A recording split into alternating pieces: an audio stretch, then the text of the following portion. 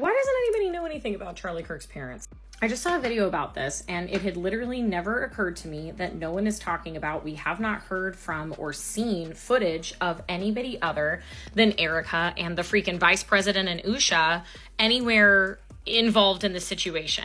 And every news outlet has the same like little snippets, and it's that his mother was a mental health care provider and his father was an architect, and his father was involved in the building of and the design of Trump Tower in New York. I literally like can't even find their names anywhere. They are not really listed. They're like, he has a younger sibling too, and they are just completely out of the picture, which is insane. In a high profile moment like this, it is insane that the only person that we are hearing from or seeing involved in anything is his wife. And that gives you such a huge window into what that family dynamic is like. Like, obviously, I always sort of assumed he had no relationship with his mom because the hatred of women, you know, like it has to come from somewhere, and generally it would come from that space. And maybe that's the case, that none of them talk to him, but it's really strange that someone with 8 million followers that had his body transported on Air Force Two just like doesn't have a family. When Charlie's memorial took place, the moment that stayed with people wasn't the speeches, the music, or even the crowd gathered in silence. It was a single line spoken with a soft, steady voice. That young man on the cross, our Savior, said, "Father, forgive them, for they know not what they do." That man, that young man, I forgive him. Those words instantly spread online, stirring emotions everywhere. Many felt moved by the strength it took to speak them. Others felt something they couldn't fully explain, like the tone didn't match the moment. So how have we gone from this? That young man. I forgive him.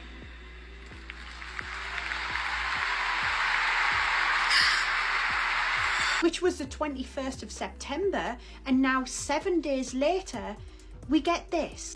Nothing is changing, but I want to preface, we're not awkward, we're not like weird, we're not cringe, we're not going to be tweeting as if it's him. That's tone deaf and really disturbing, and anyone who does that's like morbidly off.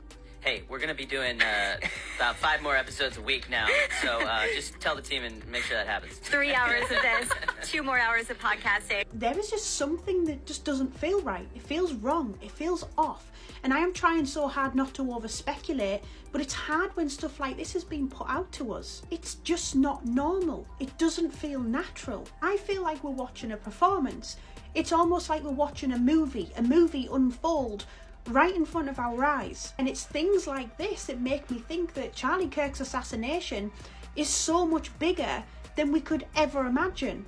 But no one expected what would happen next.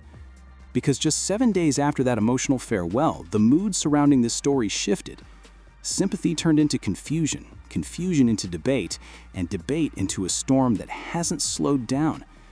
People who had been grieving began asking questions. Charlie Kirk was betrayed. Erika Kirk is not continuing Charlie's legacy, and I'm going to prove it to you. Charlie in his final days was advocating for the release of the Epstein files and showed Epstein's ties to a specific nation. I don't see Erika Kirk or anybody on Charlie's show bringing that up. Next, Charlie was doing a Doge audit, the money coming to and from Turning Point. Is Erika Kirk doing that? I don't think so. Her parents work for a Department of Defense, and remember all that stuff about Romania that got wiped away? A translator named Anna Maria was in an American base in Romania that belonged to NATO and exposed that there was real young girls who was sent there for the soldiers to do horrific things to them. And a man named Otto Buscher, who was a commander, the Black Sea Area Support Team Base, was found with crimes against children. Erika Kirk was in a commercial for Romanians Angels in 2013, and in the end of the video, she thanks Cornel Buscher, the same man Erika Kirk was working with to help orphan children. There's an entire report on this, and the reason why you're not seeing it on the internet, there's something called the U.S.-Romania Defense Corporation Agreement, signed in 2005, where crimes committed against U.S. military personnel on Romanian bases fall under U.S. jurisdiction. Everything is being swept under the rug. The truth is being hidden from us. Charlie was getting too close to the truth, and those who seek the truth will always end up silenced.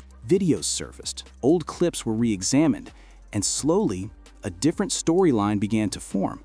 One that didn't fit the picture everyone thought they knew. In less than a week, conversations online stopped focusing on Charlie's legacy and started circling around the people closest to him, especially Erika. It wasn't hate, It was curiosity mixed with discomfort. Something about the timeline, the behavior, and the silence didn't sit right with a lot of people. And at the center of that growing unease was one simple observation. Nothing about the days that followed felt normal. Charlie Kirk was betrayed. Erika Kirk is not continuing Charlie's legacy, and I'm going to prove it to you. Charlie in his final days was advocating for the release of the Epstein files and showed Epstein's ties to a specific nation. I don't see Erika Kirk or anybody on Charlie's show bringing that up. Next, Charlie was doing a Doge audit, the money coming to and from Turning Points. Is Erika Kirk doing that? I don't think so. Her parents work for a Department of Defense, and remember all that stuff about Romania that got wiped away? A translator named Anna Maria was in an American base in Romania that belonged to NATO and exposed that there was real young girls who was sent there for the soldiers to do horrific things to them. And a man named Otto Buscher, who was a commander, the Black Sea Area Support Team Base, was found with crimes against children. Erika Kirk was in a commercial for Romanians Angels in 2013, and in the end of the video, she thanks Cornel Buscher, the same man Erika Kirk was working with to help orphan children. There's an entire report on this, and the reason why you're not seeing it on the internet, there's something called the U.S.-Romania Defense Cooperation Agreement, signed in 2005, where crimes committed against U.S. military personnel on Romanian bases fall under U.S. jurisdiction. Everything is being swept under the rug. The truth is being hidden from us. Charlie was getting too close to the truth, and those who seek the truth will always end up silenced. Because as people replayed the memorial, searched for updates, and hoped for unity, they noticed something missing. Something no one had explained, yet everyone kept whispering about.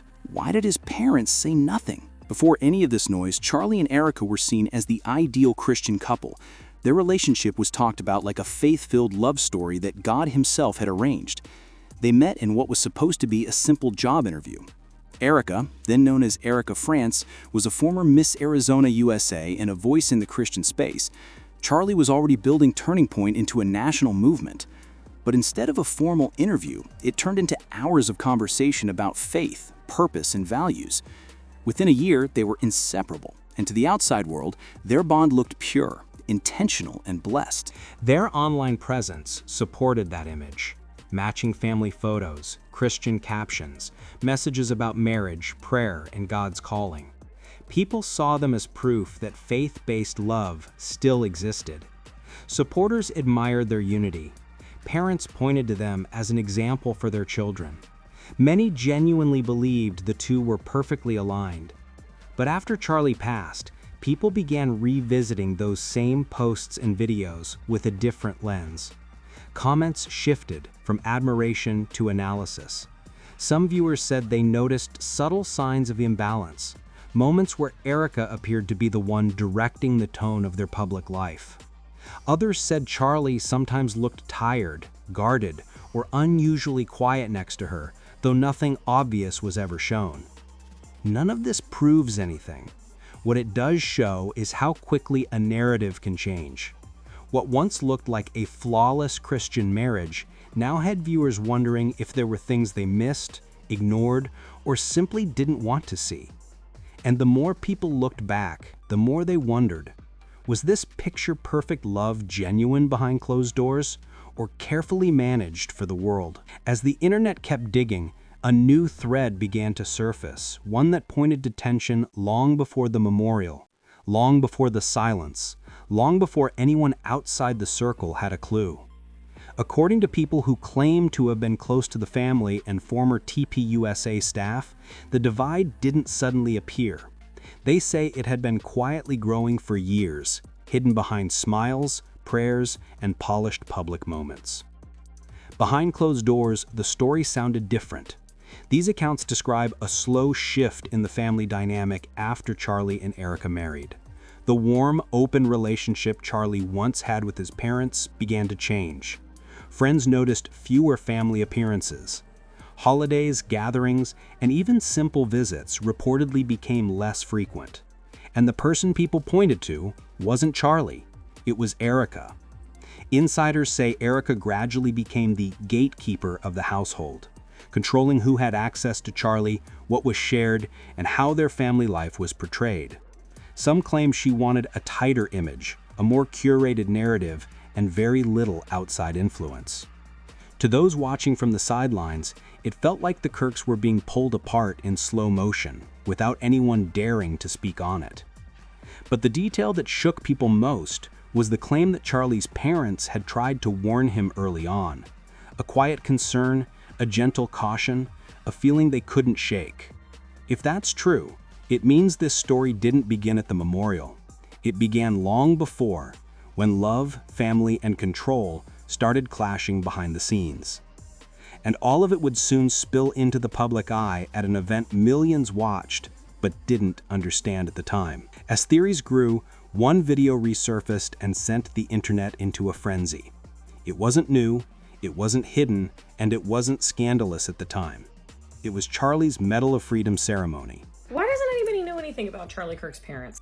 I just saw a video about this, and it had literally never occurred to me that no one is talking about. We have not heard from or seen footage of anybody other than Erika and the freaking vice president and Usha anywhere involved in the situation. And every news outlet has the same like little snippets, and it's that his mother was a mental health care provider and his father was an architect, and his father was involved in the building of and the design of Trump Tower in New York. I literally can't even find their names anywhere. They are not really listed. They're he has a younger sibling too, and they are just completely out of the picture, which is insane. In a high profile moment like this, it is insane that the only person that we are hearing from or seeing involved in anything is his wife.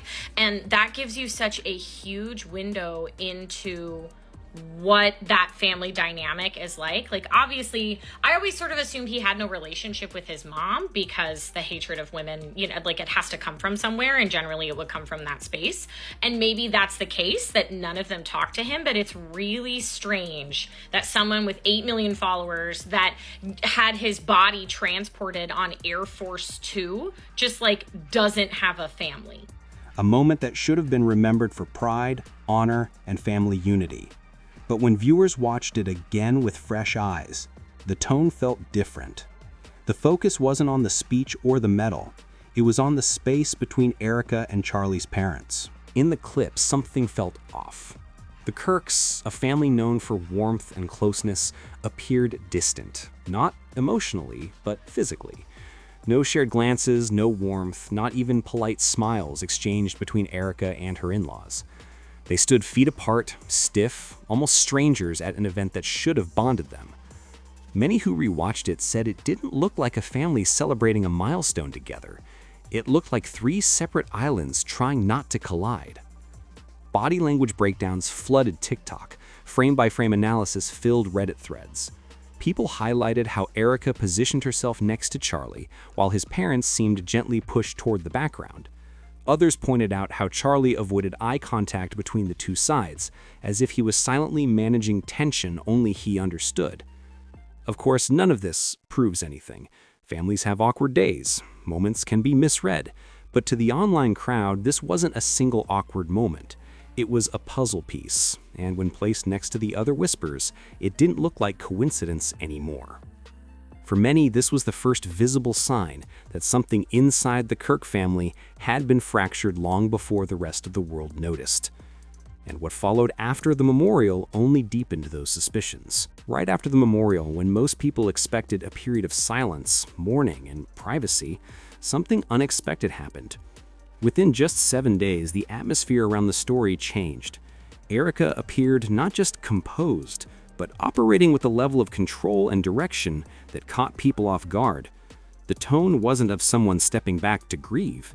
It was of someone stepping forward. According to individuals familiar with TPUSA's operations at the time, Erika began taking on responsibilities that had always been handled by Charlie. Some say she was quietly giving instructions, making decisions, and positioning herself as the new point of authority. To a portion of the public, it looked like strength, a widow trying to keep her husband's mission alive. But to others, it felt sudden, almost rehearsed, like a transition already prepared before anyone had processed what happened. What really fueled the debate was Erika's calm presence. Every appearance, every clip, every word seemed measured and polished, as if there was no room for raw emotion. Supporters saw faith and discipline. Critics saw control and distance. Two opposite versions of the same woman, depending on who you asked. Still, none of this sparked as much discussion as the silence that followed from the two people everyone expected to hear from first. While Erika stepped into the light, Charlie's parents slipped into complete darkness. No posts, no statements, no public tribute. Nothing. And that silence quickly became louder than any rumor. As Erika's voice became the one guiding the narrative, the absence of Charlie's parents grew impossible to ignore. These were the same parents who had supported his journey from the very beginning, who stood beside him at major milestones, who were always present when he spoke about faith, family, and purpose. Yet now, when the world waited to hear from them, they vanished. No tribute, no interview, no written message, nothing. At first, people assumed it was grief. Losing a child is a pain few can comprehend, and many believe they simply needed time away from the public eye. But as days turned into weeks, the silence stopped feeling like mourning and started feeling like a missing piece, one that didn't match the family image everyone thought they knew. Online discussions shifted sharply. TikTok creators asked why the parents had completely stepped back. Reddit threads counted the days with no acknowledgement from them. Even in church and conservative circles, people whispered about their absence. Some thought they had chosen to distance themselves from attention. Others believed they didn't agree with how the situation was being handled, and a few suggested they may have been advised to remain silent, though no one knew by whom or why. A comedian even joked during a stand-up set, "Parents don't just disappear after a tragedy unless someone told them to."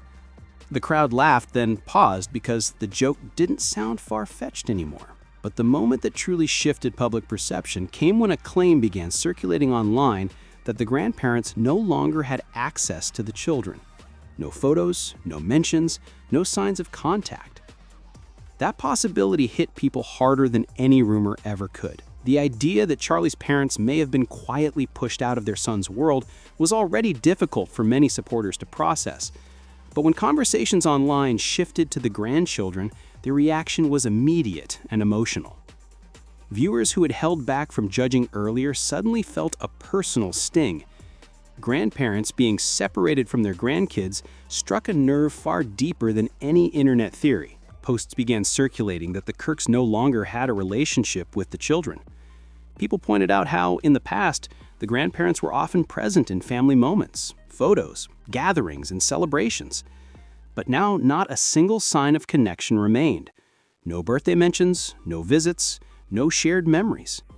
It was as if a wall had been built, one that no one could explain. Supporters who had stayed neutral until that moment started to question everything.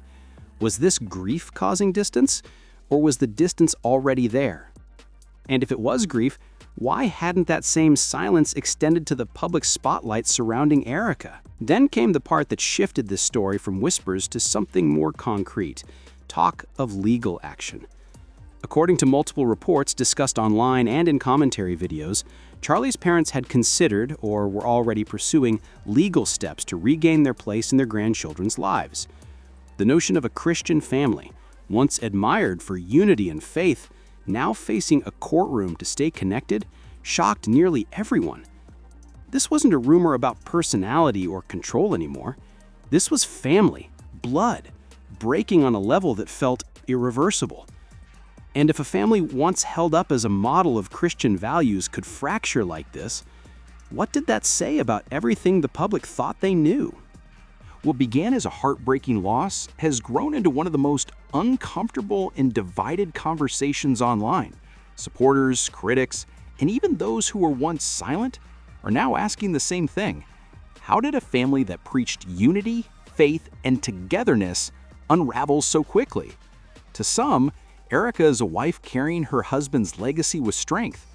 To others, her calmness, sudden leadership role, and the disappearance of Charlie's parents feel unsettling. Two opposite narratives, both loud, both convincing, and no clear answer from those at the center of it. The silence remains. No statement from the parents, no explanation from Erika. And until someone speaks, the public is left piecing together a story with more gaps than clarity. Maybe this is grief expressed differently. Maybe it's a deeper fracture than anyone imagined. Or maybe the truth is something no one's prepared to face. What do you think happened behind the scenes?